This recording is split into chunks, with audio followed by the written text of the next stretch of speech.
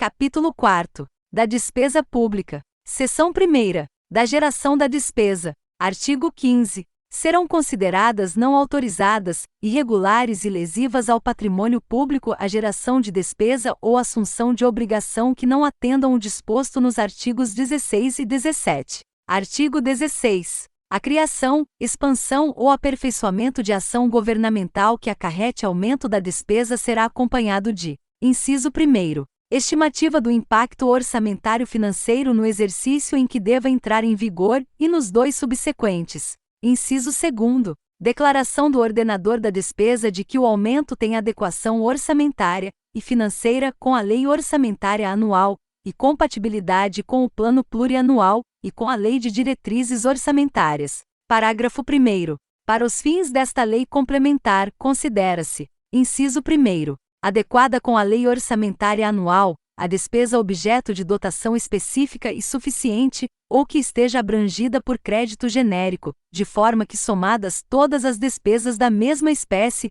realizadas e a realizar, previstas no programa de trabalho, não sejam ultrapassados os limites estabelecidos para o exercício. Inciso 2º. Compatível com o Plano Plurianual e a Lei de Diretrizes Orçamentárias, a despesa que se conforme com as diretrizes, objetivos, prioridades e metas previstos nesses instrumentos e não infrinja qualquer de suas disposições. Parágrafo 2º. A estimativa de que trata o inciso I do caput será acompanhada das premissas e metodologia de cálculo utilizadas. Parágrafo 3º. Ressalva-se do disposto neste artigo a despesa considerada irrelevante, nos termos em que dispuser a Lei de Diretrizes Orçamentárias. Parágrafo 4º. As normas do caput constituem condição prévia para: inciso 1º. Empenho e licitação de serviços, fornecimento de bens ou execução de obras. Inciso 2º. Desapropriação de imóveis urbanos a que se refere o parágrafo 3º do artigo 182 da Constituição. Subseção 1ª. Da despesa obrigatória de caráter continuado. Artigo 17. Considera-se obrigatória de caráter continuado a despesa corrente derivada de lei, medida provisória ou ato administrativo normativo que fixem para o ente a obrigação legal de sua execução por um período superior a 2 exercícios. Parágrafo 1º. Os atos que criarem ou aumentarem despesa de que trata o caput deverão ser instruídos com a estimativa prevista no inciso 1º do artigo 16 e demonstrar a origem dos recursos para seu custeio. Parágrafo 2º. Para efeito do atendimento do parágrafo 1º, o ato será acompanhado de comprovação de que a despesa criada ou aumentada não afetará as metas de resultados fiscais previstas no anexo referido no parágrafo 1º do artigo 4º, devendo seus efeitos financeiros, nos períodos seguintes, ser compensados pelo aumento permanente de receita ou pela redução permanente de despesa. Parágrafo 3º. Para efeito do parágrafo 2º, considera-se aumento permanente de receita o proveniente da elevação de alíquotas, ampliação da base de cálculo, majoração ou criação de tributo ou contribuição. Parágrafo 4º. A comprovação referida no parágrafo 2º, apresentada pelo proponente, conterá as premissas e metodologia de cálculo utilizadas, sem prejuízo do exame de compatibilidade da despesa com as demais normas do Plano Plurianual e da Lei de Diretrizes Orçamentárias. Parágrafo 5º. A despesa de que trata este artigo não será executada antes da implementação das medidas referidas no parágrafo 2º, as quais integrarão o instrumento que a criar ou aumentar. Parágrafo 6º. O disposto no parágrafo 1º não se aplica às despesas destinadas ao serviço da dívida nem ao reajustamento de remuneração de pessoal de que trata o inciso 10 do artigo 37 da Constituição. Parágrafo 7º. Considera-se aumento de despesa a prorrogação daquela criada por prazo determinado. Seção 2ª. Das despesas com pessoal. Subseção 1ª. Definições e limites.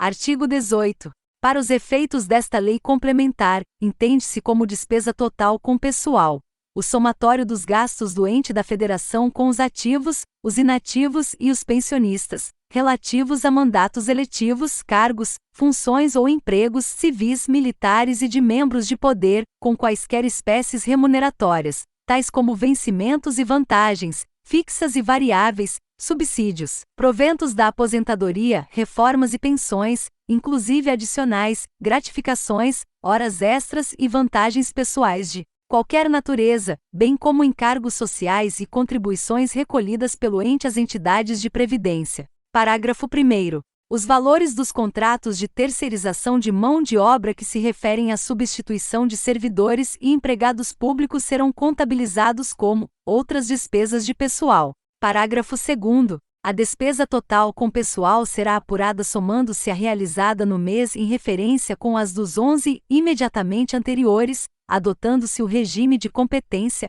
independentemente de empenho. Parágrafo 3º. Para a apuração da despesa total com pessoal, será observada a remuneração bruta do servidor, sem qualquer dedução ou retenção, ressalvada a redução para atendimento ao disposto no artigo 37, inciso 11, da Constituição Federal. Artigo 19. Para os fins do disposto no caput do artigo 169 da Constituição, a despesa total com pessoal, em cada período de apuração, e em cada ente da Federação, não poderá exceder os percentuais da receita corrente líquida, a seguir discriminados. Inciso 1º. União, 50%. Inciso 2º. Estados, 60%. Inciso 3º. Municípios, 60%. Parágrafo 1º. Na verificação do atendimento dos limites definidos neste artigo, não serão computadas as despesas. Inciso 1º. De indenização por demissão de servidores ou empregados.